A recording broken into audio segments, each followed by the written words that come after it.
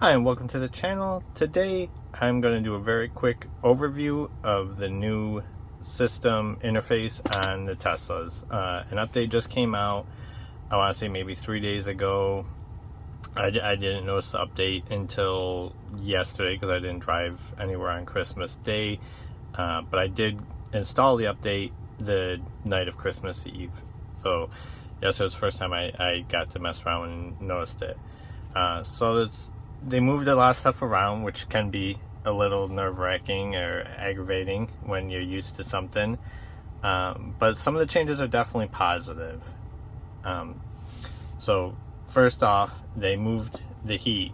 The heat used to be right here, as you know. It was very quick, easy. You click it, you could adjust the heat, turn on the seat heaters, the steering wheel heater, everything from there.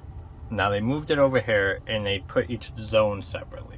So now you got the passenger side over here and then the driver's side here.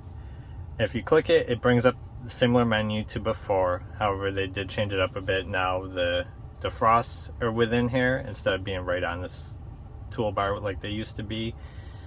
And now you have the rear. So now you click front and rear, which that's a different option. And I like that because now it has all off for the seat heaters, which, you know, where you got multiple people back there and they want the seat heaters off, you used to have to go one by one. So that's a nice addition. And there is, if you click the arrow to like turn the heat up or down, it will give a quick pop-up menu instead of that full menu, which this I just noticed a few minutes before the video. And it's kind of got that quick where you could turn off the seat heaters, because that is annoying if you want to turn off the front seat heater to go in here, click it and then go to everything for the seat heaters. Actually, where is, oh, right here.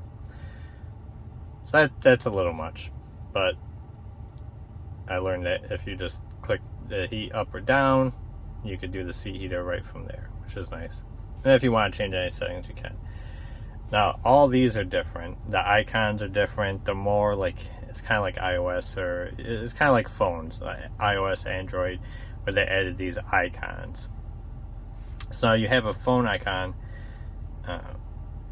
which we didn't have before, which is pretty neat, because you could bring up and call people quickly. Now, remember, you can do everything by voice, and that hasn't changed. Now, if you're driving, you gotta call someone, do it by voice. It's just safer for everyone. You can customize what icons you have down here, which is pretty neat.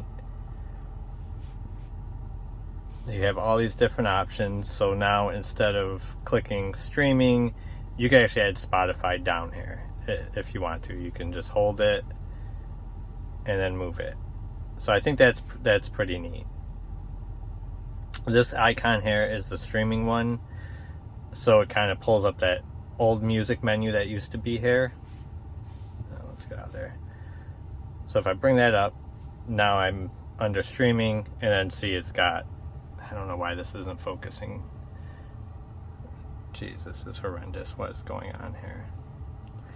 Anyways, it's got radio, Bluetooth, streaming, Spotify, karaoke, TuneIn, and Tidal, which I think they just added in the previous update to this. So this is kind of like the menu that used to be when you would click the music icon.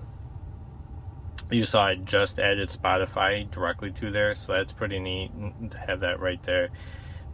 Depending upon what you use, it might not be needed because these are kind of one and the same, but this is just a little quicker shortcut. This is the camera option, so it brings up your cameras. And then this, again, brings up all these. You can move stuff around, bring them down. The toy box, arcade, you can bring it down. I don't remember if,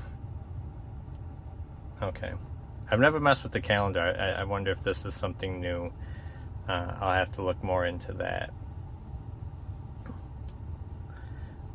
And now when you go in here, this looks completely different. You know, your options, a lot of the options are the same, but they're kind of, you know, organized differently and now in different icons and stuff. But a lot of them are the same as they were.